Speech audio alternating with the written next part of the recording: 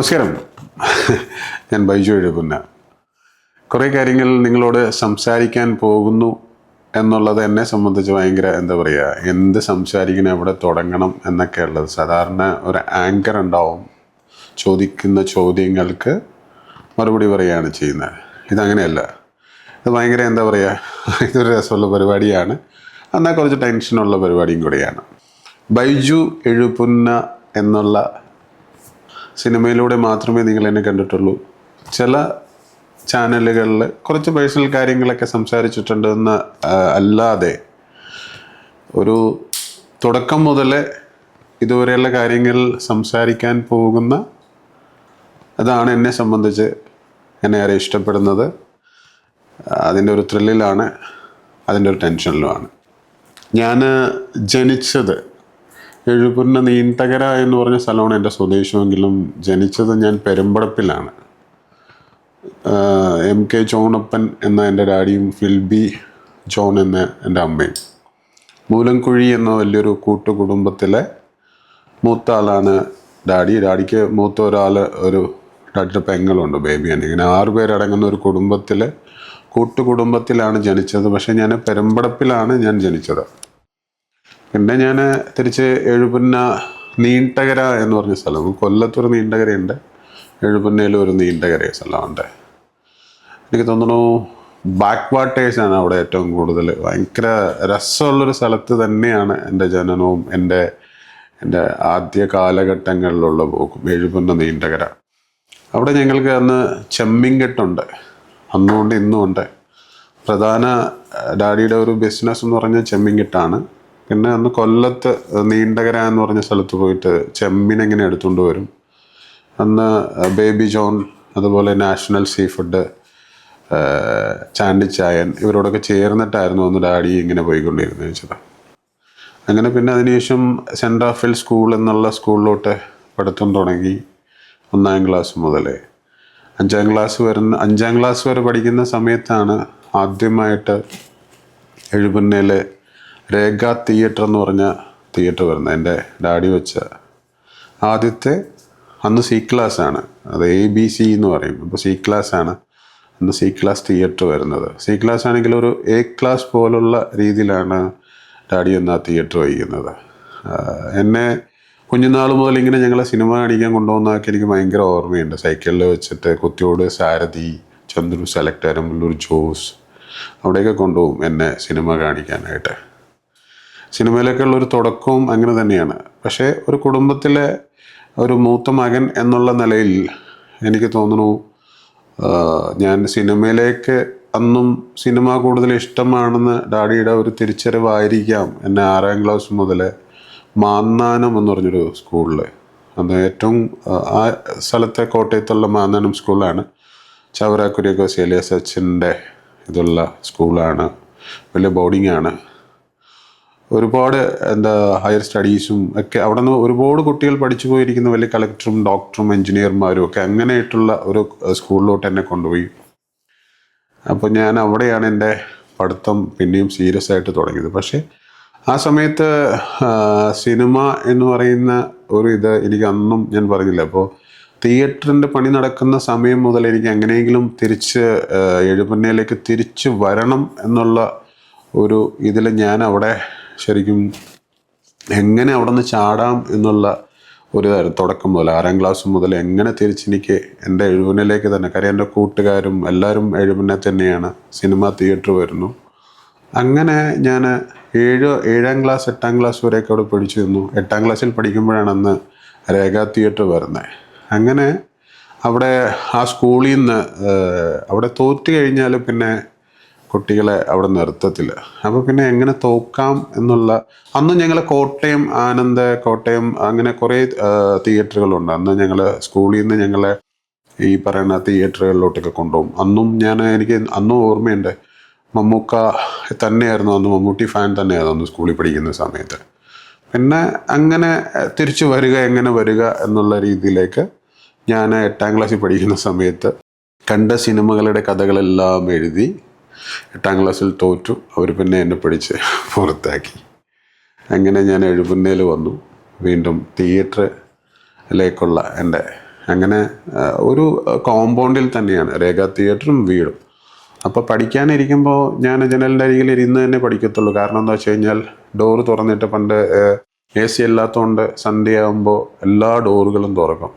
അന്ന് ഈ ആക്ടർമാരുടെ ശബ്ദമാണ് കേൾക്കുന്നത്, പഠിക്കുന്ന പാഠത്തിനേക്കാൾ കൂടുതൽ ശബ്ദമാണ് കേൾക്കുന്നത്. അങ്ങനെ പിന്നെ എൻ്റെ ഒരു ആഗ്രഹം എങ്ങനെയായി സിനിമയിലേക്ക്, അതായത് ഈ സ്ക്രീനിൻ്റെ ബാക്കിൽ. അപ്പം അന്ന് സ്ഥിരമായിട്ട് ഞാൻ പോയിട്ട് എല്ലാ ആഴ്ചയിലും ഈ സ്ക്രീനിൻ്റെ ബാക്ക് തുറന്നിടും അത് ക്ലീൻ ആക്കാനായിട്ട്. അന്നത്തെ ഒരു കൗതുകം അതൊക്കെയായിരുന്നു, എങ്ങനെ ഇതിനകത്ത് ഈ സ്ക്രീനിൽ കയറിപ്പെടാൻ പറ്റും എന്നുള്ളതായിരുന്നു. അങ്ങനെ സ്ക്രീനിൽ ജസ്റ്റ് ഒന്ന് കയറിപ്പെടുക എന്നുള്ള രീതിയിൽ ഞാൻ എൻ്റെ പഠിത്തവും എൻ്റെ ആലോചനകളുമെല്ലാം അങ്ങനെ 10ാം ക്ലാസ് വരെ എത്തിച്ചു. കാരണം 10ാം ക്ലാസ് വരെ വീട്ടിൽ നിന്നുകൊണ്ടാണ് കാര്യങ്ങൾ. അങ്ങനെ SN കോളേജിൽ ഞാൻ പ്രീ ഡിഗ്രിക്ക് പഠിക്കുന്ന സമയം. അവിടെ മുതലാണ് പിന്നെ സിനിമയിലേക്ക് ചാൻസ് ചോദിച്ചുള്ള നടപ്പിങ്ങനെ തുടങ്ങിയത്. അന്നും ഞാൻ പഠിക്കുന്ന എന്താണ് അല്ലെന്നുണ്ടെങ്കിൽ ഇവൻ പഠിക്കുന്നുണ്ടോ എന്നറിയാനായിട്ട് അന്ന് മമ്മിയുടെ അടുത്താണ് കൂടുതൽ ഇത് സംസാരിച്ചുകൊണ്ടിരുന്നത്. അങ്ങനെ ചാൻസ് ചോദിച്ച് ഇങ്ങനെ നടക്കുന്ന ഒരു കാലഘട്ടമായിരുന്നു പ്രീ ഡിഗ്രിയും സെക്കൻഡ് പ്രീ ഡിഗ്രിയും. അങ്ങനെ പ്രീ ഡിഗ്രി ഫസ്റ്റ് PDCക്ക് SN കോളേജിൽ ഞാൻ അങ്ങനെ ചേർന്നു. ഞാൻ ഈ കോളേജിൽ ചേർന്നപ്പോഴും എൻ്റെ ഡാഡിക്ക് ഇവന് പഠിച്ച് വലിയൊരു എന്താ പറയുക, ഒരു ബിസിനസ്സിലോട്ട് അവനെ എത്തിക്കണം. അങ്ങനെ 4th ഗ്രൂപ്പാണ് എൻ്റെ അടുത്ത് എടുക്കാൻ പറഞ്ഞത്. BCom കഴിഞ്ഞ് MCom പോവാം, അങ്ങനെ നമ്മുടെ ബിസിനസ്സുമായിട്ട് കണക്റ്റഡ് ആവുന്നതുകൊണ്ട്. പക്ഷെ ഞാൻ പ്രീ ഡിഗ്രി 3rd ഗ്രൂപ്പാണ് എടുത്തത്, പഠിക്കാൻ തുടങ്ങിയത്. ആദ്യമൊക്കെ ഒരു മാസമൊക്കെ ഞാൻ റെഗുലറായിട്ട് കോളേജിൽ പോകാൻ ക്ലാസ്സിൽ പോകും, ക്ലാസ്സിൽ അറ്റൻഡ് ചെയ്യും, കാര്യങ്ങൾ നോക്കും. അവിടെ നല്ല കുറേ സൗഹൃദങ്ങൾ ഉണ്ടാക്കി വെച്ചു. അപ്പോൾ അന്ന് ഈ ആലപ്പുഴ ജില്ലയിൽ ഉള്ള ഡയറക്ടേഴ്സ് എന്ന് പറഞ്ഞു കഴിഞ്ഞാൽ KG George sir, Fazil sir. അപ്പോൾ ഇവരെ എങ്ങനെ പിടിക്കാം എന്നുള്ളതാണ് എൻ്റെ അടുത്ത ലക്ഷ്യം. അത് ഒരു മാസമൊക്കെ ഞാൻ ഇതിൽ നിന്നൊക്കെ ഒന്ന് വിട്ട് നിൽക്കാമെന്ന് കരുതിയെങ്കിൽ പോലും 2ാമത്തെ മാസം മുതൽ വീണ്ടും എൻ്റെ അപ്പം ഞാൻ ഈ ബാക്ക് ഒന്ന് പോവുകയാണ്. ഈ മാനാനം എന്ന് പറയുന്ന ഞാൻ സ്കൂളിൽ പഠിക്കുന്ന സമയത്ത് ഞാൻ ആദ്യമായിട്ട് ചെറിയ രീതിയിൽ പാടാനൊക്കെ തുടങ്ങുന്നത് ഈ പറയുന്ന 6, 7, 8 അന്ന് ഓൾട്ടർ ബോയ് ആയിട്ട് എന്നെ തിരഞ്ഞെടുത്തു. അപ്പോൾ അന്ന് ഓൾട്ടറിൽ കയറിയിട്ട് പാടും. അന്ന് എനിക്കിപ്പോഴും ഓർമ്മയുണ്ട്, ഞാൻ പാടുന്നു, അല്ലെങ്കിൽ എനിക്ക് ഇൻസ്ട്രുമെൻറ്റ്സ് ഒക്കെ ഭയങ്കര ഇഷ്ടമാണെന്ന് അറിഞ്ഞിട്ട് അവിടുത്തെ അന്നിരുന്ന റെക്ട്രച്ചൻ, ഹാർമോണിയം, ബോങ്കസ്, ഗിറ്റാർ, ഇങ്ങനെയുള്ള കുറേ ഇൻസ്ട്രുമെൻറ്റ്സ് എല്ലാം അച്ഛൻ വാങ്ങി തന്നു. ഇതൊക്കെ തുടങ്ങുന്നതും പഠിക്കുന്നതൊക്കെ ഈ പറയുന്ന മാന്നാനത്താണ്. അപ്പോൾ എനിക്ക് പാട്ടും ഉണ്ടെന്ന്. അങ്ങനെ കോളേജിൽ പഠിക്കുന്ന സമയത്ത് ആദ്യമായിട്ട് ഞാൻ കണ്ണേ കലമാനെ എന്നുള്ളൊരു പാട്ട് ഞാൻ ഇപ്പോഴും ഓർമ്മയുണ്ട്. ആ കണ്ണേ കലമാനെ എന്നുള്ളൊരു പാട്ട് പാടി തുടങ്ങിയപ്പോൾ എല്ലാവരും പറഞ്ഞു, ബൈജുവിന് ഈ പഠിത്തത്തിനേക്കാൾ നല്ല പാട്ടാണ്. അന്ന് കളിയാക്കി തുടങ്ങിയ പാട്ടാണ്. സിനിമയിൽ പാട്ട് പാടിക്കൂടെ എന്ന് ചോദിച്ചു. ഞാൻ സിനിമയിൽ പാട്ട് പാടത്തില്ല, സിനിമയിൽ അഭിനയിക്കാനായിട്ടുള്ള പരിപാടികളും കാര്യങ്ങളാണ്. അന്ന് അങ്ങനെ ചോദിച്ച എൻ്റെ ഒരു ഫ്രണ്ടുണ്ട്, ജയ എന്നാണ് കുട്ടിയുടെ പേര്, കൊല്ലത്തുള്ള. അപ്പോൾ അത് പക്ഷേ എനിക്കൊരു കളിയാക്കലിലൂടെയാണെങ്കിലും വീണ്ടും ഈ 1 മാസം കഴിഞ്ഞ് ഞാൻ വീണ്ടും ചാൻസ് ചോദിച്ചു തുടങ്ങി. അന്ന് ഞങ്ങളുടെ കുടുംബത്തിൽ രാജം പി ദേവ് എന്ന് പറയുന്ന അങ്കിള്, അതായത് ഡാഡിയുടെ ഇളയ സിസ്റ്റർ കുഞ്ഞാൻറ്റീനെ കല്യാണം കഴിച്ചിരിക്കും. എനിക്ക് ആ ഒരു സമയത്താണ് കല്യാണവും കാര്യങ്ങളൊക്കെ നടക്കുന്നത്. അന്നെനിക്ക് ഓർമ്മയുണ്ട്, അങ്കിള് എന്നെ 8ാം ക്ലാസ്സിൽ പഠിക്കുമ്പോൾ ഞാൻ കാട്ടുകുതിര എന്ന് പറയുന്ന നാടകം, 600, 700, 1000-ലും മേല് സ്റ്റേജുകളിൽ കളിച്ച നാടകമാണ് കാട്ടുകുതിര. അന്ന് ഡാഡിയും ഈ അങ്കിളൊക്കെ ആയിട്ട് ചെറിയൊരു ഉടക്കിൽ നിൽക്കുന്ന സമയം. അന്ന് അങ്കിള് മാന്നാനത്ത് വന്നിട്ട് ആ കോട്ടയം പാലാ ഏരിയയിൽ വരുമ്പോൾ എന്നെ വന്ന് അവിടെ കൂട്ടിക്കൊണ്ടുപോയിട്ട് അച്ഛനോട് ചോദിച്ചിട്ട് അങ്കിളിൻ്റെ നാടക വണ്ടിയിലിരുത്തി കൊണ്ടുപോകും. അതിൻ്റെ നാടകത്തിലിടയ്ക്ക് ഈ സ്കൂളിൽ നിന്ന് വരുന്ന, അതായത് കോളേജിൽ നിന്ന് വരുന്ന 3-4 ക്യാരക്ടേഴ്സുണ്ട്. അന്നും കുറച്ച് ഈ 8ാം ക്ലാസ്സിലാണ് പഠിക്കുന്നതെങ്കിലും എനിക്ക് അത്യാവശ്യം വണ്ണവും പൊക്കമൊക്കെ ഉള്ള കണ്ടിട്ട് അന്നും ഞാൻ അങ്കിളിനോടൊപ്പം ഇങ്ങനെ സ്റ്റേജിലൊക്കെ കയറിയിട്ടുണ്ട് നാടകത്തിന് വേണ്ടിയിട്ട്. അപ്പോൾ ഞങ്ങളുടെ കുടുംബത്തിൽ അങ്ങനെ ഒരു പാരമ്പര്യം എന്ന് പറഞ്ഞു കഴിഞ്ഞാൽ അങ്ങനെ ഒരു സിനിമയുമായി ബന്ധപ്പെട്ടോ അല്ലെങ്കിൽ കലാപരമായിട്ട് ബന്ധപ്പെട്ടോ അങ്ങനെ ആരുമില്ല. പക്ഷേ സിനിമ എല്ലാവർക്കും ഭയങ്കര ഇഷ്ടമായിരുന്നു. അന്ന് ഡാഡി തന്നെ ചെമ്മീൻ എന്ന് പറഞ്ഞ സിനിമ എത്രയോ വട്ടം തിയേറ്ററിൽ പോയി കണ്ട് ഉണ്ട്. ഷീലാമ്മ അതുപോലെ മധു സാറിൻ്റെയൊക്കെ ഭയങ്കര വലിയ ഫാനായിരുന്നു.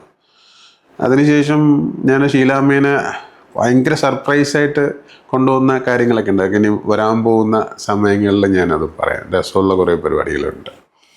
അങ്ങനെ കോളേജിൽ ആദ്യമായിട്ട് ഞാൻ പ്രീ ഡിഗ്രിക്ക് പഠിക്കുമ്പോൾ അന്ന് ഈ അങ്കിള് രാജൻ പി ദേവ് ഡാഡിയൊക്കെ ഒരു തീരുമാനം എടുത്തിട്ടുണ്ടായിരുന്നു, ഇവനെ എന്ത് ചെയ്താൽ സിനിമയിൽ അഭിനയിക്കാൻ വിടരുതും എന്നുള്ളത്. കാര്യം ബിസിനസ്സിലേക്ക് കൊണ്ടുവരണം, മൂത്ത കുട്ടിയാണ് കുടുംബത്തിൽ, ഇത്രയും ബിസിനസ്സുകളുണ്ട്, അതെല്ലാം നോക്കേണ്ട ഒരാളാണ് എന്നുള്ള നിലയിൽ.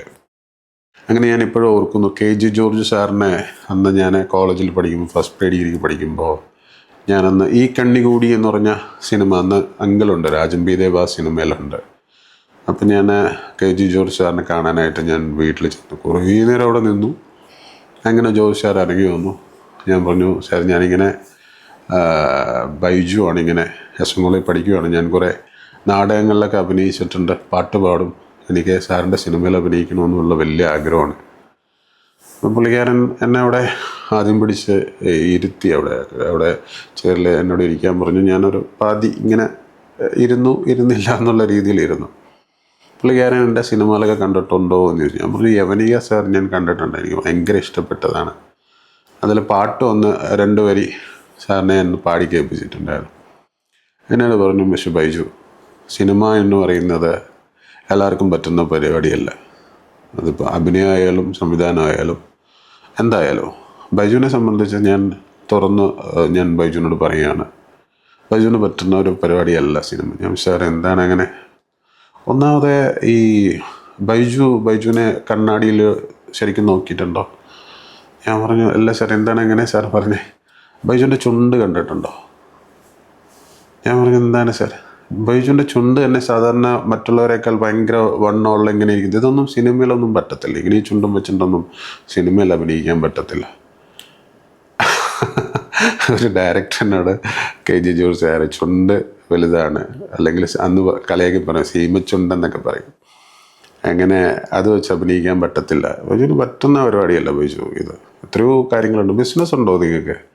ഞാൻ പറഞ്ഞു, ബിസിനസ് ഉണ്ട്, ചെമ്മീൻകെട്ടല്ലേ? പുള്ളി ഇങ്ങോട്ട് പറഞ്ഞു. അപ്പം സാറിന് എങ്ങനെ അറിയാം? എനിക്കറിയാം. അങ്ങനെ എന്നെ അവിടെ നിന്ന് പറഞ്ഞു വിട്ടു. എന്നിട്ട് എന്നോട് പറഞ്ഞു പഠിക്കും. ഞാൻ ഇങ്ങനെ പോയി. അതിനുശേഷം പിന്നീടാണ് ഞാൻ അറിഞ്ഞത്, അത് uncle Rajan P Dev uncle ഞാൻ പോകുന്നു എന്നുള്ള. ഞാൻ ആൻറ്റിയോട് പറഞ്ഞു, KG ജോർജ് സാറിനെ കാണാനായിട്ട് കുറേ നടക്കുന്നുണ്ട്, കാണാൻ പറ്റിയില്ല. അങ്ങനെ ജോർജ് സാറിനെ വിളിച്ചു പറഞ്ഞു, അവൻ വരും, എന്തെങ്കിലും തരത്തിൽ അവനെ ഇതിൽ നിന്ന് മാറ്റാൻ വേണ്ടിയിട്ട് ജോർജ് സാർ കണ്ടുപിടിച്ച ഒരു സംഭവമായിരുന്നു ചുണ്ട്. അതിനുശേഷം ജോർജ് സാറിനെ ഞാൻ കണ്ടപ്പോഴൊക്കെ ചോദിച്ചിട്ടുണ്ട്, അത് കുറേ പടത്തിൽ അഭിനയിച്ചതിന് ശേഷമാണ്. അപ്പം അങ്ങനെ പല സ്ഥലങ്ങളിലും. പിന്നെ ഫാസിൽ സാറിനെ കാണാൻ പോയി. പിന്നെ അവിടെ നിന്ന് എന്താ പറയുക, പ്രീ ഡിഗ്രിക്ക് പഠിക്കുമ്പോൾ തന്നെ അങ്ങനെ ഞാൻ ആലപ്പി രംഗനാഥ് എന്ന് പറഞ്ഞ ഒരു സംവിധായകൻ, അന്ന് ആലപ്പി രംഗനാഥം അങ്കിളുമായിട്ട് നല്ല ബന്ധമാണ്, നാടകത്തിലൊക്കെ ഒരുപാട് ഇത് ചെയ്യുന്നതാണ്.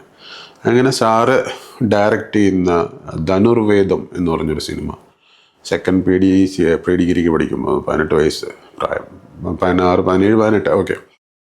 അങ്ങനെ ഞാൻ സാറിനെ പോയി കണ്ടു. അങ്കിളിന് വലിയ ഒരു താല്പര്യമുണ്ട് എന്നെ സിനിമയിൽ അഭിനയിപ്പിക്കാൻ സാർ എന്ന് പറഞ്ഞിട്ടാണ് ഞാൻ ചെന്നത്. രാജൻ എന്നോട് അങ്ങനെ ഒന്നും പറഞ്ഞില്ലല്ലോ.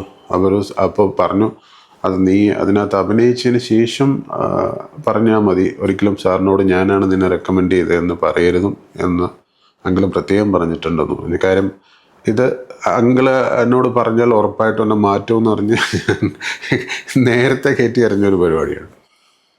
അങ്ങനെ ധനുർവേദം എന്ന് പറഞ്ഞ സിനിമയിൽ ഞാൻ ഹരിപ്പാട് എന്ന് പറഞ്ഞ സ്ഥലത്താണ് അതിൻ്റെ ഷൂട്ട്. ഗണേശനാണ് അതിലെ നായകൻ, ശാന്തികൃഷ്ണ നായിക.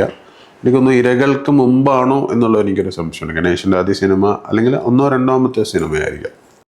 അങ്ങനെ ധനുർവേദം എന്ന് പറഞ്ഞൊരു സിനിമയിൽ അഭിനയിക്കാനായിട്ട് അന്ന് മമ്മിയോട് പറഞ്ഞു, ഞാനിങ്ങനെ അഭിനയിക്കാൻ പോവുകയാണ്.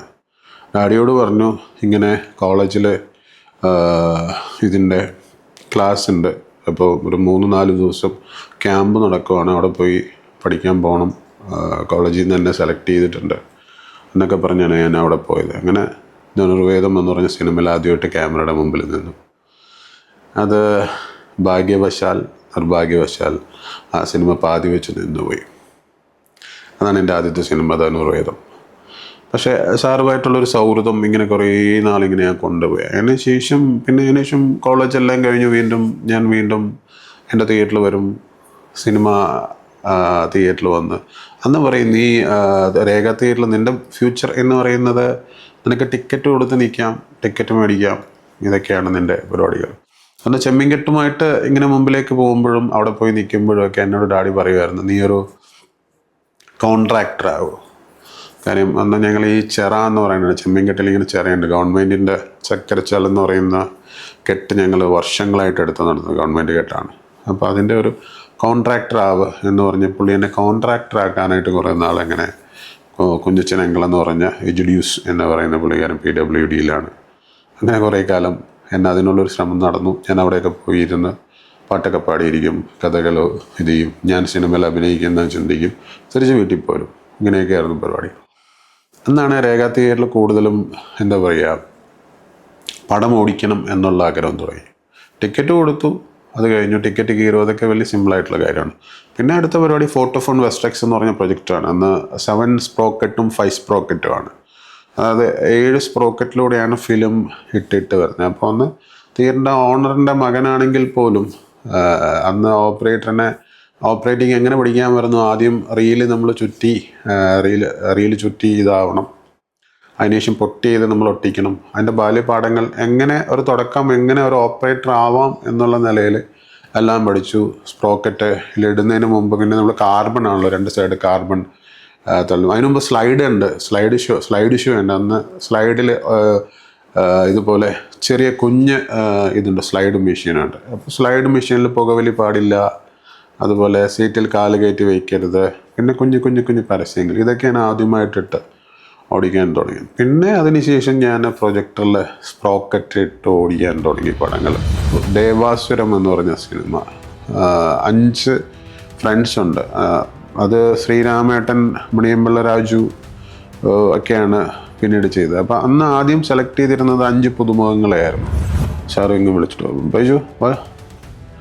ബൈജു ഈ കോസ്റ്റ്യൂം ഈ ഷർട്ടൊക്കെ ഊരി ഈ പുള്ളിക്ക് കൊടുക്കും, ബൈജു ഈ സീനിലില്ല. ഞാൻ സാർ എന്താണ് പറയുന്നതിന് മുമ്പേ സാർ എന്തൊക്കെയോ തെറി പറയുന്നുണ്ട്, എന്നെയല്ല വേറെ ആൾക്കാരെയാണ്. അപ്പോൾ ഞാൻ നോക്കുമ്പോൾ വേറെ ആരുമില്ല, അതെന്നെ തന്നെ ഉദ്ദേശിച്ചാണ് പറഞ്ഞത്. എനിക്കൊന്നും അറിയില്ല, എന്താ കാര്യമൊന്നും അറിയത്തില്ല. ഞാനിങ്ങനെ ഷർട്ടെല്ലാം ഊരി കൊടുത്തു. ഞാനിപ്പോഴും ഓർക്കുന്നുണ്ട്, ഒരു ബസ്സിൽ കയറിയിട്ട് കുറേ നേരം നിന്ന് അതിനകത്ത് കയറി കുറേ കാര്യം. ഞാൻ ആദ്യത്തെ സിനിമ ഇങ്ങനെയായി, രണ്ടാമത്തെ സിനിമ വന്ന ഉടനെ തന്നെ എന്നെ എല്ലാവരെയും മുമ്പിൽ, അന്ന് എനിക്ക് ഓർമ്മയുണ്ട്, ആൾക്കാർ കുറേ കളിയാക്കുന്നതൊക്കെ എനിക്ക് നല്ല ഓർമ്മയുണ്ട്. ഞാൻ ബസ്സിൽ കയറി കുറേ നേരം ഒരു ബസ്സിൽ അവിടെ നിന്നിട്ട് ആ മഴയത്തിരുന്നുണ്ട് ഞാൻ ഷൂട്ട് കണ്ടു. ഞാൻ തിരിച്ചു